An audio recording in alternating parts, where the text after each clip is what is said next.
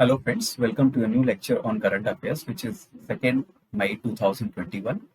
My name is Akleshwar Prasad Agarwal and I have qualified CSE in 2015, 17 and 18. So today I am going to make a change in whatever I have done in the previous times. I am going to give you 10 very important current news for today. Okay? In the form of MCQs, obviously, because it is easy to understand. Also, I have given explanations for all these 10 important current news. Hope so this session will be very useful to you. So let's start with this session. Okay, so we'll start with the very first topic, which is about GST. Okay, अब ये GST वाला topic important क्यों है? Because in the newspaper, this article, you can see this article in the newspaper, that is record GST mop-up of 1.41 lakh crores in April. अप्रैल में 1.41 लाख करोड़ का government को GST का contribution मिला. ठीक है, तो हमें इंपॉर्टेंट क्या है कि what is GST, some facts about GST we need to know. तो क्वेश्चंस के फॉर्म में मैंने फ्रेम किया हुआ है. Which are the following is true about GST. First देखते हैं, GST encapsulates the dictum one nation one indirect tax. ठीक है, मतलब क्या हुआ कि जीएसटी जो है एक नेशन और एक टैक्स होगा. पहले क्या होता था कि बहुत सारे टैक्सेस होते थे आपके, अलग अलग स्टेट्स अलग अलग टैक्सेस आपके लगाते थे. ठीक है, तो इसके लिए क्या होता था, इससे डिस्क्रिमिनेशन होता था. इसलिए क्या हुआ कि एक नेशन और एक इनडायरेक्ट टैक्स रहेगा. चाहे आप हरियाणा में हैं, दिल्ली में हैं या कहीं और है, एक ही टैक्स रहेगा, इनडायरेक्ट टैक्स. ठीक है, तो this statement is true. Second option, GST was first mooted in the year 2003 by Kelkar Task Force on Indirect Taxes. सबसे पहले GST जो आइडिया दिया था वो केलकर टास्क फोर्स ने ही दिया था. This option is also true. Third option, there are only two components. Again, this word only two components. Please note this word only. There are only two components of GST, central GST and state GST. No, there is another component which is IGST. ठीक है, IGST क्या होता है? जैसे मान लीजिए आपने दिल्ली से हरियाणा में कोई सामान जा रहा है, ठीक है, तो IGST भी उसमें लगता है, इंटरस्टेट जीएसटी. ठीक है, इसको बोलते हैं. देन फोर्थ, ये जो जीएसटी होता है, जब जीएसटी फाइल करते हैं तो हमको कोई वेबसाइट होगी जिस पे हम जीएसटी फाइल करेंगे. ठीक है, और उस वेबसाइट को कोई मेंटेन भी करेगा, अकाउंटिंग भी उसकी कोई मेंटेन करेगा, तो उसको बोलते हैं goods and services tax network. ठीक है, अब क्वेश्चन क्या है इसमें, जी ऑप्शन क्या है, GSTIN is a not for profit non government company. क्या जीएसटीएन गवर्नमेंट कंपनी है, नॉन गवर्नमेंट कंपनी है? It is a non government company. ठीक है, इसमें प्राइवेट और गवर्नमेंट दोनों का पार्टिसिपेशन होता है, इसलिए ठीक है, इसको हम, ये ऑप्शन भी हमारा करेक्ट है. ठीक है, कौन सा ऑप्शन से होंगे? Option number C. ठीक है, that means my third is correct. मैं फिर से रिपीट कर रहा हूँ, जीएसटी क्या होता है, पहले बहुत सारे स्टेट्स में अलग अलग टैक्सेस होते थे, तो इनको एक यूनिफॉर्मिटी लाने के लिए एक नेशन एक इनडायरेक्ट टैक्स कहा गया. दूसरा, जीएसटी केलकर टास्क फोर्स 2003 में बनी थी, उसने पहली बार इस आइडिया को दिया था. ठीक है, तीसरा कि जीएसटी में तीन कंपोनेंट्स होते हैं, central GST, state GST and IGST. ठीक है, चौथा, जीएसटीएन जो है वो एक not for profit non government company. ठीक है, तो ये तीन ऑप्शन हमारे सही है, एक ऑप्शन हमारा गलत. हम थोड़ा सा जीएसटी के बारे में देख लेते हैं कि ट्रेंड क्या था जीएसटी कलेक्शन में, ताकि आपको एक आइडिया रहे. एग्जाम में आप कोट कर सकते हैं, इसको पूछा भी जा सकता है. आप देख सकते हैं जो ब्लू वाली लाइंस हैं, ये सारी आपकी फाइनेंशियल ईयर 2019 टू 20 की हैं, और ग्रीन लाइंस आपकी 2018 से 19 की. तो आप देख सकते हैं कि ये जो है शुरू में तो बढ़ रहा था, शुरू के अप्रैल, मई, जून, जुलाई, अगस्त, सितंबर. ठीक है, यहाँ पर आकर के जो है आपका सितंबर में, अक्टूबर में रिड्यूस हो गया, नवंबर दिसंबर फिर से बढ़ गया, जनवरी में बढ़ गया, फरवरी में बढ़ गया और मार्च में रिड्यूस हो गया. ठीक है, तो आप देख सकते हैं कि किस तरह से जीएसटी का टैक्स कलेक्शन का वेरिएशन हो रहा है 2018 टू 19 विज़ 2019 टू 20. ठीक है, overall the GST collection has increased.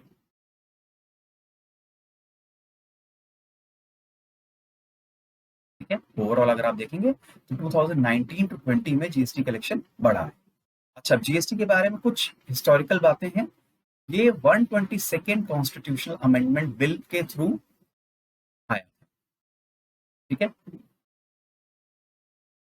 अब इसके फीचर्स देखते हैं। Conferred simultaneous power upon parliament and state legislature to make laws governing GST, ठीक है। It subsume the central and state taxes under GST as described above. मतलब जितने भी centre और स्टेट के अलग अलग टैक्सेस थे, हमने उनको एक नाम दे दिया जीएसटी, ठीक है।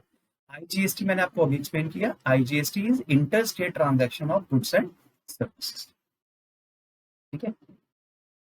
देन जीएसटी सारे आइटम्स पे नहीं लगाया गया, कुछ आइटम्स को हमने एग्जम्प्ट करके रखा हुआ। बहुत इंपॉर्टेंट क्वेश्चन है प्रीलिम्स के लिए, ठीक है। क्या क्या आइटम्स हैं जो एग्जेम्प्टेड है? GST is applied on all goods and services except alcoholic liquor.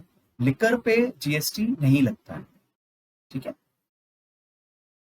इसका मतलब क्या है कि स्टेट्स एम्पावर्ड हैं अपने एक्साइज ड्यूटीज को लगाने के लिए, ठीक है। सेल्स टैक्स, जिसको आप वैट पहले बोलते थे, ठीक है, सॉरी, जिसको आप सेल्स टैक्स पहले बोलते थे, वैट बोलते हैं, वो कौन लगाता है? वो स्टेट्स लगाते हैं, ठीक है। तो अभी वो जीएसटी के परव्यू में नहीं आया, जैसे अल्कोहलिक लिकर जीएसटी के परव्यू में नहीं आया। पेट्रोलियम और पेट्रोलियम प्रोडक्ट्स भी नहीं आए हैं, ठीक है। तो ये इंपॉर्टेंट है कि क्या क्या आपके बाहर है, एग्जम्पशंस क्या क्या हैं। एक तो हो गया आपका अल्कोहलिक, ठीक है। दूसरा हो गया आपका पेट्रोलियम। ये दोनों चीजें जीएसटी के अंदर में नहीं है। तीसरा जो इंपॉर्टेंट चीज है, जीएसटी काउंसिल क्या है? कॉन्स्टिट्यूशनल बॉडी है, प्लीज इसको रिमेंबर करिए। कॉन्स्टिट्यूशनल बॉडी, स्टैचुरी नहीं है। Created with 2/3 representation from the states. इसमें 2/3 रिप्रेजेंटेशन स्टेट्स का है, 1/3 रिप्रेजेंटेशन सेंटर का है, ठीक है। और यही जीएसटी काउंसिल क्या करती है? It recommends the rates, taxes, सेसेस, charges, exemption list, dispute resolution etcetera, ठीक है। All decisions in the GST Council to be taken by 3/4 people, ठीक है। 3/4 की मेजोरिटी होनी चाहिए, तभी कोई भी डिसीजन पारित होता है इसमें। चेयरमैन इसका कौन होता है? Union finance minister is the chairman of GST council, ठीक है। शुरू में जब जीएसटी आया था तो ये प्रोविजन बनाया गया था, compensation to states for entire amount of revenue losses for 5 years। मतलब पहले 5 साल जो भी स्टेट्स को अपना रेवेन्यू लॉस हो रहा है, उसके एवज में हम उसको कंपनसेशन देंगे, ठीक है। तो this is all about GST. We go on to the next topic, lockdown. आप सभी को पता है कि lockdown again it has been extended till May 10 in Delhi, ठीक है। Likewise in other states like Maharashtra में बहुत बुरी हालत है, तो वहां पर भी एक्सटेंड हो रहा है लॉकडाउन, ठीक है।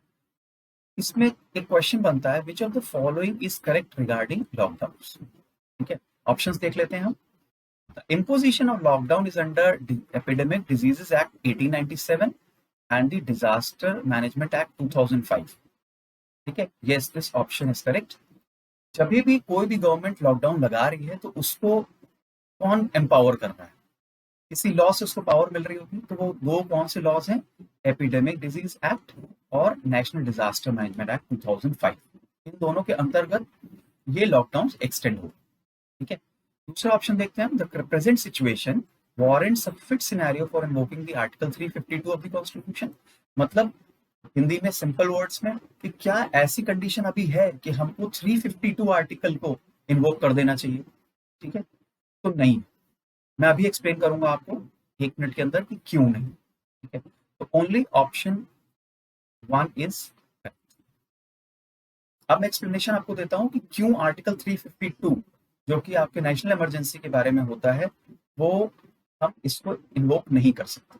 उसका रीजन ये है, पहले आर्टिकल 352 में जब नेशनल इमरजेंसी हम इन्वोक करते थे तो 3 रीजंस होते थे। There were 3 grounds, war, external aggression and internal disturbance, ठीक है। पहले ये होता था, लेकिन फिर 1978 में जनता पार्टी गवर्नमेंट आई। आप सबको पता होगा कि इमरजेंसी लगा था 1975 में, ठीक है। उसके बाद जनता पार्टी गवर्नमेंट इलेक्ट हुई और उसने इंटरनल डिस्टर्बेंस वर्ड को हटा करके उसको आर्म्ड रेबेलियन दिया, आर्म्ड रेबेलियन, ठीक है। तो इंटरनल डिस्टर्बेंस के बेसिस पे हम नेशनल इमरजेंसी नहीं लगा सकते। तो अब 3 रीजंस हमारे हो गए, war, external aggression and armed rebellion.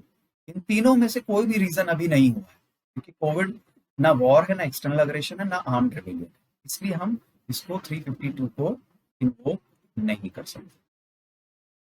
ठीक है, कुछ और इंपॉर्टेंट फैक्ट्स देखते हैं लॉकडाउन से रिलेटेड। हमने यहाँ पर पीछे देखा एनडीएमए एक्ट 2005। एनडीएमए के बारे में डिस्कस कर लेते हैं। डिजास्टर मैनेजमेंट एक्ट 2005 ये एक स्ट्रक्चर है, आप पिक्चर देख सकते हैं इसकी। इसमें सेंट्रल गवर्नमेंट एपेक्स बॉडी होती है, उसके बाद स्टेट गवर्नमेंट होती है, उसके बाद आपका डिस्ट्रिक्ट एडमिनिस्ट्रेशन होती है, पंचायत और म्यूनिसिपैलिटीज। इसका मतलब ये क्या है, एक यूनिफाइड स्ट्रक्चर है, सारे लोग इसमें पार्टिसिपेट करते हैं। ये किसी एक की रिस्पॉन्सिबिलिटी नहीं है कि सेंट्रल गवर्नमेंट की है या स्टेट गवर्नमेंट की, एवरीबडी इज रिस्पॉन्सिबल। ठीक है, अब सेंट्रल गवर्नमेंट की जो मेन अथॉरिटी होती है उसको बोलते हैं एनडीएमए। चेयरमैन कौन होता है, पीएम। ठीक है, अब ये डिसीजन मेकिंग बॉडी होती है। ये जो ग्रीन में है ये एग्जीक्यूटिव बॉडी है। एग्जीक्यूटिव बॉडी मतलब जो एक्चुअल में एक्शंस लेते हैं। ठीक है, तो इसको हम बोलते हैं नेशनल एग्जीक्यूटिव कमेटी। इसी तरह स्टेट में स्टेट डिजास्टर मैनेजमेंट अथॉरिटी होती है, चेयरपर्सन का सीएम होता है, और स्टेट एग्जीक्यूटिव कमेटी होती है इसको हेल्प करने के लिए। डिस्ट्रिक्ट के केस में डिस्ट्रिक्ट डिजास्टर मैनेजमेंट अथॉरिटी होती है, और इसका चेयरमैन जो होता है वो आपका डीएम होता है, आईएएस ऑफिसर, जो कि आप सभी लोग जिस चीज की तैयारी कर रहे हैं वो बनना चाहते हैं। ठीक है, ओके। अब ये जो सेंट्रल गवर्नमेंट होता है इसका जो मेन जो सबसे पार्ट होता है वो एमएचए हैंडल करता है। मतलब इसका जो यूनिट होता है, जो डिवीजन होता है वो एमएचए के अंडर में होता है। ठीक है, और दो और बॉडीज होती हैं जो मैं अभी आपको बता देता हूं इसमें। पहले देखते हैं इसको राइट साइड में। NDMA was formally constituted on 27 September 2006। ठीक है, with prime minister as its chairperson. मैं पहले ही बता चुका हूँ, prime minister as its chairperson. सबसे पहली बार 10th 5 ईयर प्लान डॉक्यूमेंट ने इसका मेंशन किया था कि इस तरह की एक बॉडी की हमें जरूरत है। तो आपको याद होना चाहिए 10th 5 year plan document. Then SDMA मैंने आपको बताया कि चीफ मिनिस्टर हेड करता है। ठीक है, येलो में देख सकते हैं कि SDMA is headed by chief minister. इसका फंक्शन क्या होता है, approve the national disaster plan, lay down policies on disaster management and recommend provision of funds for the purpose of mitigation। ठीक है, पॉलिसी और फंड्स दोनों के बारे में यही डिसीजन लेता है।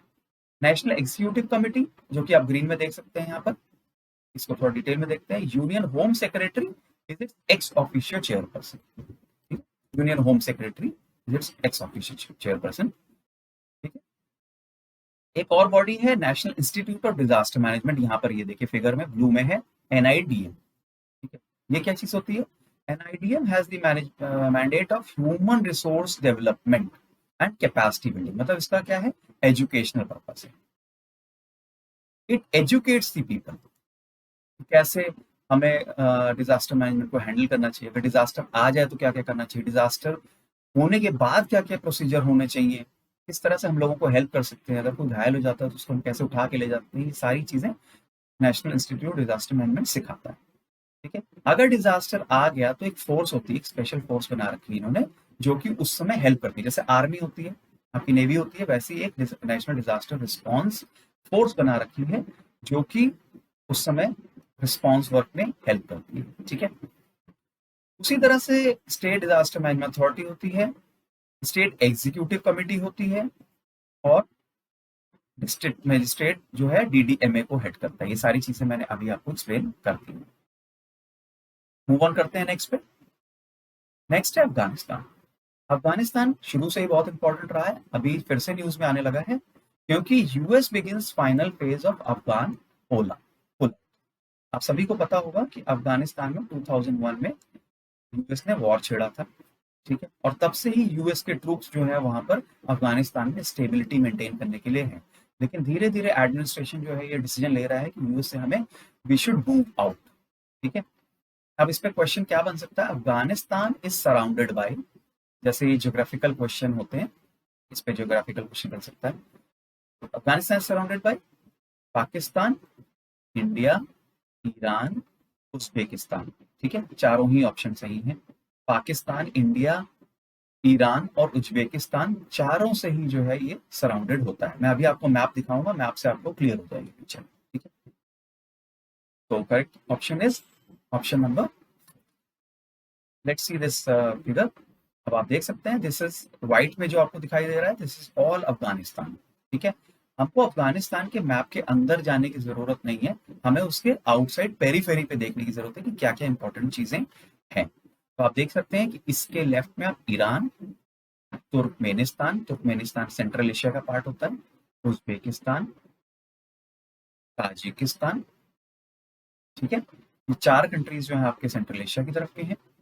इंडिया, इंडिया बहुत छोटा सा जो पोर्शन है, देखिए आप देख सकते हैं यहाँ पर बहुत स्मॉल सा जो पोर्शन है जिसके थ्रू हम एंटर कर सकते हैं। ओके, तो this is very small part through which we can enter Afghanistan through India. Pakistan से भी है कवर्ड, ये पाकिस्तान है ये पूरा। ठीक है, मैंने आपसे क्वेश्चन क्या पूछा था कि it is surrounded by whom? India, Pakistan, Iran and Uzbekistan. आप देख सकते हैं चारों ही कंट्रीज से सराउंड है अफगानिस्तान। नेक्स्ट हम देखते हैं ग्रैमी अवार्ड्स। ठीक है, ये जो है आपके स्टेट पीएससी के लिए भी इंपॉर्टेंट होता है। इस तरह के क्वेश्चंस जो हैं कि किसको क्या अवार्ड मिला, ये इंपॉर्टेंट क्वेश्चन बन सकता है। क्वेश्चन देखते हैं, which of the following statements are true about Grammy awards. फिर देखेंगे ग्रैमी अवार्ड्स होते क्या, पहले हम क्वेश्चन देख लेते हैं। तो record of the year was conferred to everything I wanted. ठीक है, ये जो है म्यूजिक है। ग्रैमी अवार्ड्स में आपको एक मोटा मोटा बताता हूँ, ग्रैमी अवार्ड्स होते हैं म्यूजिक फंक्शंस के लिए देते हैं, म्यूजिक के लिए। ठीक है, डिफरेंट टाइप ऑफ म्यूजिक के लिए अवार्ड करते हैं। ठीक है, रिकॉर्ड ऑफ द ईयर एक इसकी कैटेगरी है जिस जो किसको मिली, everything I wanted. Everything I wanted is a song. ठीक है, बाय बिली एलिश। ठीक है, सेकेंड ऑप्शन एल्बम। एल्बम सभी को पता है, album by Taylor Swift called folklore was conferred for album of the year. Album of the year किसको मिला है, फोकलोर। ठीक है, आपको याद रखना है फोकलोर। यहाँ everything I wanted. Song of the year किसको मिला है, I can't breathe by Ernest Emile and Tiara Thomas. ठीक है, नेक्स्ट मूव करते हैं। Best pop solo performance, single performance, solo मतलब single performance was given to watermelon. ठीक है, वाटरमेलन सोलो परफॉर्मेंस पॉप। और ड्यूअल या ग्रुप परफॉर्मेंस जो पॉप है वो किसको मिला है, rain on me by Lady Gaga and Ariana Grande. ठीक है, आपको ये सारी चीजें याद होनी चाहिए कि record of the year everything I wanted को मिला है, फोकलोर जो है एल्बम ऑफ द ईयर है, सॉन्ग ऑफ द ईयर जो है वो आपका आई कांट ब्रीथ है, बेस्ट सोलो परफॉर्मेंस वाटरमेलन है, और रेन ऑन मी जो है आपका बेस्ट ग्रुप पॉप परफॉर्मेंस है। ठीक है, all of the above options are correct. Let's see what is Grammy awards a little bit in detail. आप देख सकते हैं मैंने एक फिगर बना रखा है रिलेटेड टू म्यूजिक ताकि आपको याद रहे, it is related to music. The award is presented by the recording academy. ठीक है, जैसे आपका आईफा अवार्ड्स होते हैं, उनकी कोई अलग एकेडमी होती है। ठीक है, नोबेल प्राइज की अलग एकेडमी होती है, उसी तरह से इसकी recording academy award. It recognizes the achievement across music industry. I've already told you. And the trophy of the award depicts a gilded gramophone. ये आपको पता होना चाहिए कि इसकी ट्रॉफी दिखती कैसे। ठीक है, इट्स अ गिल्डेड ग्रामोफोन। ठीक है, नेक्स्ट ई कॉमर्स। ये कैसे न्यूज में है, आप देख सकते हैं। To solve oxygen crisis, Gurgaon administration hopes in form that handles Amazon Flipkart supply chain. मतलब क्योंकि ऑक्सीजन की सप्लाई बहुत ज्यादा कम हो रही है, तो हम क्या कर रहे हैं कि अमेजॉन और फ्लिपकार्ट की जो सप्लाई चेन में वेंडर्स हैं हम उनको इंक्लूड कर रहे हैं। ठीक है, इसलिए ये टॉपिक इंपॉर्टेंट है। ये क्वेश्चन देखते हैं, which of the following statements is correct about consumer protection rules 2020। ठीक है, एक एकदम रिसेंट है ये ई कॉमर्स रूल 2020। ठीक है, इंपॉर्टेंट है ये एग्जाम के पॉइंट ऑफ व्यू से। ऑप्शंस हम देखते हैं फिर इवेल्युएट करेंगे राइट और रॉन्ग है कि नहीं है वो। E-commerce rules currently recognize two e-commerce business models, namely marketplace model and inventory based. क्या ये स्टेटमेंट सही है? क्या कह रहा है कि ई कॉमर्स में दो टाइप के बिजनेस मॉडल्स हैं, एक मार्केट प्लेस का मतलब क्या हुआ? आप जैसे देखते हैं कि रिटेल जो शॉप्स होती हैं, उसी तरीके से इनकी भी रिटेल शॉप्स होती है, उसको बोलते हैं मार्केट प्लेस। इन्वेंट्री बेस्ड क्या होता है? इन्वेंट्री बेस्ड मतलब जहां पर सामान रखा रहता है, जिसको हम होलसेल मार्केट बोलते हैं। आपको होलसेल और रिटेल में तो पता ही होगा डिफरेंस। होलसेल मतलब इन्वेंट्री बेस्ड और रिटेल मतलब मार्केट प्लेस बेस्ड। ठीक है, तो दोनों ही इसके अंदर रिकॉग्नाइज होते हैं। The rules have separate specified provisions for marketplace and inventory based entities. क्या रूल्स में अलग अलग प्रोविजन है दोनों के लिए? यस। ठीक है, दोनों के लिए अलग अलग प्रोविजन, याद रखिएगा please. E-commerce rule require that all information on the return, refund, exchange, warranty, guarantee, ठीक है, इंक्लूडिंग कंट्री ऑफ ओरिजिन, ये इंपॉर्टेंट है, ये याद रखिएगा कि ये सारी इंफॉर्मेशन, जैसे रिटर्न हो गया, रिफंड हो गया, एक्सचेंज हो गया, कंट्री ऑफ ओरिजिन हो गया, ये सारी चीजें आपको प्लेटफॉर्म पे प्रोवाइड करनी पड़ेगी। ठीक है, जैसे मान लीजिए आप कोई थर्मोमीटर खरीदने जाते हैं ई कॉमर्स पे, जैसे अमेजोन पे, तो उनको प्रोवाइड करना पड़ेगा कि ये थर्मोमीटर बना कहाँ है, चाइना पे बना है, जापान का है, या कहाँ पर इसका कंट्री ऑफ ओरिजिन। ठीक है, तो ये स्टेटमेंट भी करेक्ट है। ठीक है, इसका मतलब option number 4 is correct. Let's see what is e commerce in little bit detail. आपको यहाँ पर मैं एक फिगर दिखा रहा हूँ, जूम करके आप देख सकते हैं। This is March 1, March 8, March 5। यहाँ तक तो आपका ई कॉमर्स जो है बिल्कुल फ्लैट है। ठीक है, उसके बाद क्या हो रहा है कि एकदम से राइज किया। और ये टाइम कब का था? ये कोविड-19 जब स्टार्ट हुआ था उस समय का टाइम है। मार्च के अराउंड टाइम स्टार्ट हुआ था कोविड 2020 में, और उसके बाद ई कॉमर्स जो है बिल्कुल बिजनेस जो है बहुत तेजी से आगे बढ़ा है। ठीक है, अब आप देखिए कि इसका क्या प्रोजेक्शन है। It is estimated to become a $100 billion industry by 2024। ठीक है, $100 बिलियन इंडस्ट्री 2024 तक बन जाएगी, जो कि बहुत बड़ी इंडस्ट्री। करेंटली क्या है इसका? $38.5 टिल 2070। ठीक है, अब इंडिया में कौन कौन से लॉज होते हैं जो ई कॉमर्स को गवर्न करते हैं, जो रेगुलेट करते हैं?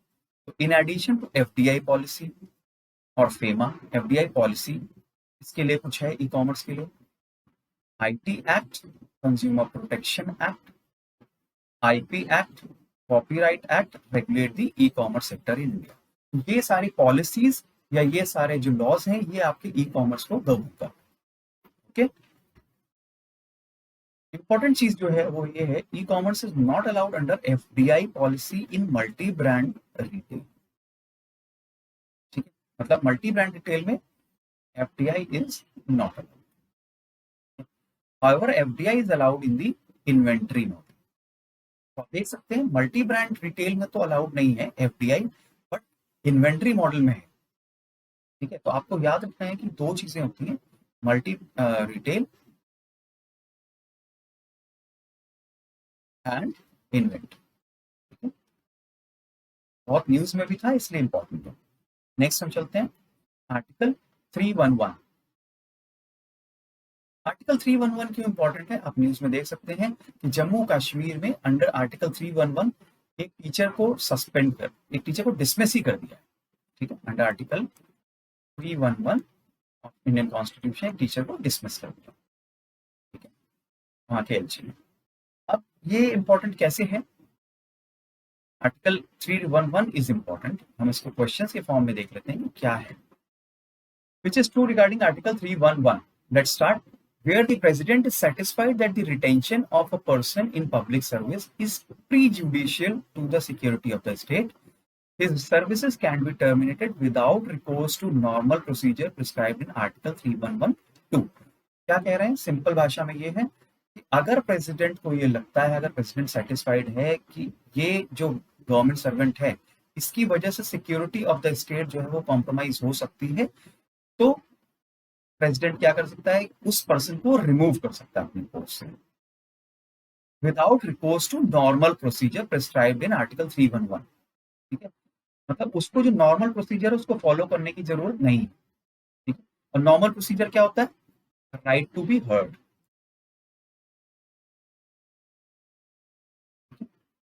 आप नॉर्मली क्या करते हैं, जब भी गवर्नमेंट सर्विस कहते हैं कि सरकारी दमाद है, जब भी इससे निकालने की कोशिश करता है कोई, तो क्या होता है, पहले मौके दिए जाते हैं, एक्सप्लेनेशन कॉल किए जाते हैं कि भाई आपसे गलती क्यों हुई, क्या हुई, तो बहुत लंबा प्रोसीजर है। तो यहाँ पर आर्टिकल 311 है जिसके थ्रू इस टीचर को रिमूव किया है, वो यहाँ पर एक एक्सेप्शन देता है कि अगर प्रेसिडेंट सेटिस्फाई है तो वो नॉर्मल प्रोसीजर को बिना फॉलो किए भी उसको निकाल सकता है जॉब से। ठीक है, second option, so this option is correct. Second option, the satisfaction referred to in proviso above is the subjective satisfaction of the president about the expediency of not giving an opportunity to the employee concerned in the interest of the security of the state.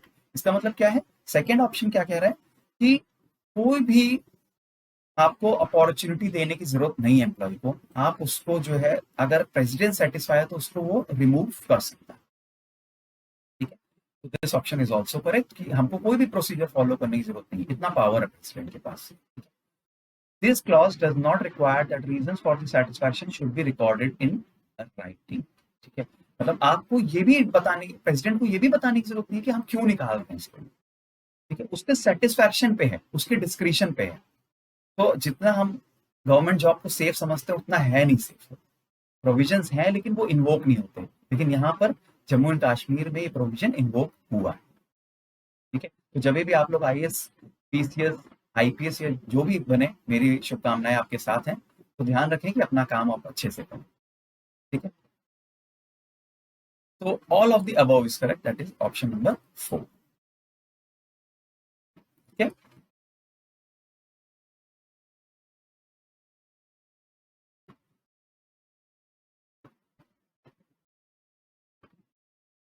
Okay, move on to the next, defence acquisition council.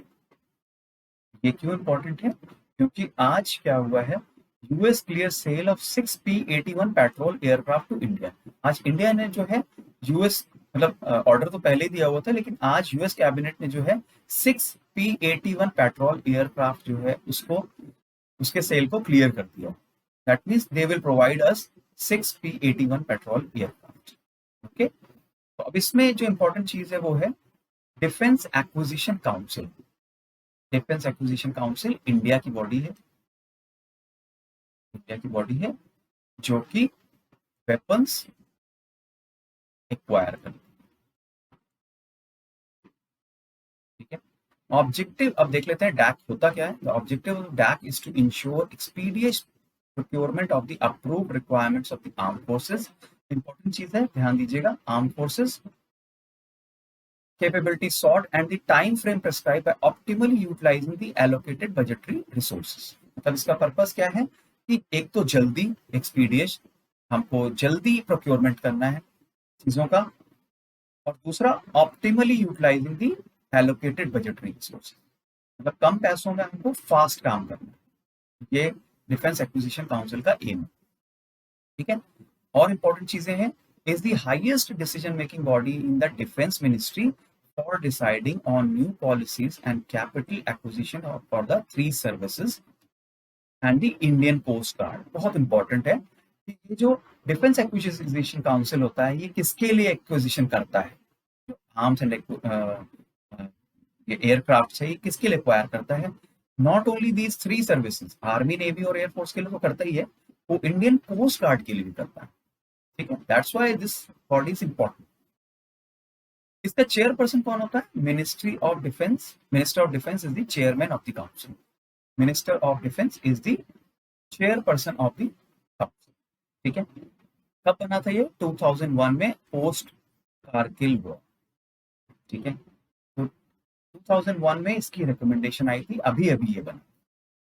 A new category of procurement by Indian IDDM. देखो इसका full form important है, IDDM, Indian indigenously design, developed and manufactured. ठीक है, acquisition तो करना चाहते हैं foreign country से, जैसे यूएस से या रशिया से हम एक्वायर तो कर रहे हैं, लेकिन हमारा मेन लॉन्ग टर्म प्लान क्या है कि हम खुद से चीजों को डेवलप करें। ठीक है, तो एक नई कैटेगरी प्रोक्योरमेंट की आई है जिसको बोलते हैं हम IDDM, indigenously design, developed and manufacture. मतलब हम डिजाइन भी उसको कर रहे हैं, डेवलप भी कर रहे हैं और मैन्युफैक्चर भी कर रहे हैं इंडिया में। ठीक है, without the help of any other country. ठीक है, और ये कहाँ पर आया था? डिफेंस प्रोक्योरमेंट प्रोसीजर 2016 में पहली बार इसकी बात की गई थी। Next, let's see a question on this, which is true regarding DAC. अभी मैंने आपको बता दिया है, तो आप ऑप्शंस देख सकते हैं, खुद भी कोशिश करो एक बार। I am just observing for 15 seconds, उसके बाद मैं आपको बताऊंगा।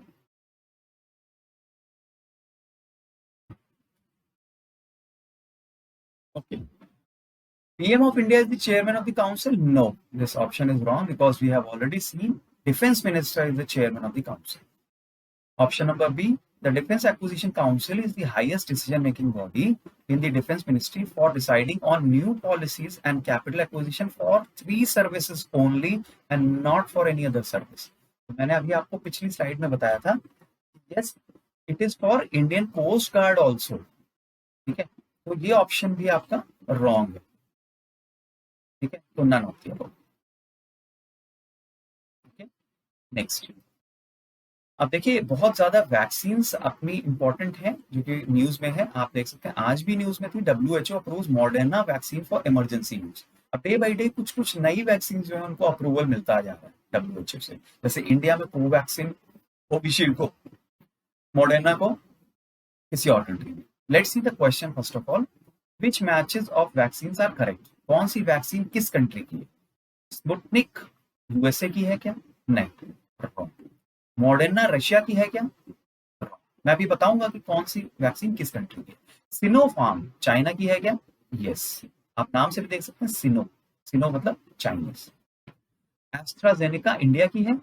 नहीं, एस्ट्राजेनेका इंडिया इंपोर्ट करता है, इंडिया की खुद की वैक्सीन नहीं है। Okay, option 2 is C is only correct. अब हम देखते हैं कि कौन सी वैक्सीन किस कंट्री की है। स्पुतनिक जो है वो रशिया की है, मॉडर्ना USA की है, सिनोफार्म चाइना की है और एस्ट्राजेनेका आपकी UK की है। ठीक है, you should remember this facts. Next, central Asia affairs. Kyrgyzstan और ताजिकिस्तान में काफी जो है प्रॉब्लम्स हैं, वहां पर लड़ाई चल रही है क्योंकि ये बॉर्डर एक दूसरे की शेयर करते हैं। मैं अभी आपको मैप भी दिखाऊंगा। उससे इंपॉर्टेंट जो चीज है वो ये है कि शंघाई कोऑपरेशन ऑर्गेनाइजेशन क्या होता है, क्योंकि ये दोनों, किर्गिस्तान और ताजिकिस्तान, दोनों जो है इसके पार्ट हैं। ठीक है, तो हम देख लेते हैं। SCO is a permanent intergovernmental international organisation, intergovernmental है, कई सारी गवर्नमेंट्स इसमें। ठीक है, it's a Eurasian political, economic and military organization aiming to maintain peace, security and stability in the region. इसका मतलब यह है कि बेसिकली इसका एम जो है वो पीस और सिक्योरिटी के लिए, ठीक है, इकोनॉमिक डेवलपमेंट के लिए नहीं बहुत ज्यादा। मेन इसका है purpose security and stability in the region. Economic criteria बाद में आता है। It was created in 2001। Official languages क्या है इसकी? रशियन और चाइनीज। ठीक है, India and Pakistan have become members in 2017। Very important fact कि इंडिया इसका मेंबर है। अब मेंबरशिप में कौन कौन है? काजाकिस्तान है, चाइना है, किर्गिस्तान है, रशिया है, ताजिकिस्तान है, उज्बेकिस्तान है, इंडिया है और पाकिस्तान है। तो आपको याद होने चाहिए ये सारे 8 कंट्रीज। ठीक है, एक इंपॉर्टेंट बॉडी जो इसकी है वो रीजनल एंटी टेररिस्ट स्ट्रक्चर है, RATS. It is established to combat terrorism, separatism and extremism. ठीक है, इसका सेक्रेटेरिएट कहाँ है? Based in Beijing China. ये इंपॉर्टेंट फैक्ट्स होगा इसके बारे में। Let's see the question on this. Central Asia, which of the following is true. अब मैंने आपको बता दिया है व्हाट इज दिस SCO, इसका क्या काम होता है, इसके क्या मेंबर्स हैं, तो इस क्वेश्चन को आप सॉल्व कर सकते हैं। पहला ऑप्शन देखते हैं, India is only a observer country in SCO। क्या इंडिया का ऑब्जर्वर कंट्री का स्टेटस है? Wrong, India is a permanent member of SCO। Second, regional anti terrorist structure is a mechanism of UNO and not SCO। क्या United Nation organisation का है? No, we have just seen कि RATS जो है वो SCO का part है। This option is also wrong, none of the above. Okay, as promised मैं आपको डायग्राम दिखा रहा हूं कि ये कैसा है। ये आपका सेंट्रल एशिया एंड नेबर्स, ये जो है आपके ज्योग्राफी के एग्जाम के पॉइंट ऑफ व्यू से इम्पोर्टेंट। आप देख सकते हैं रशिया, यहाँ पर आप देख सकते हैं इंडिया है। सबसे पहले हम देख लेते हैं इंडिया कहाँ पर है, चाइना कहाँ पर है, ठीक है। उसके बाद अफगानिस्तान, ईरान, ठीक है। ये कैस्पियन सी है, इंपॉर्टेंट होता है एग्जाम के पॉइंट ऑफ व्यू से। और उसके बाद ये सारे कंट्रीज हैं, यहाँ तुर्कमेनिस्तान है, पाकिस्तान के बिल्कुल साइड में आपका ताजिकिस्तान है, उसके ऊपर किर्गिस्तान है, लेफ्ट में उज्बेकिस्तान है और ऊपर काजाकिस्तान, ठीक है, कजाकिस्तान, ठीक है। Map is important, Mongolia also is there.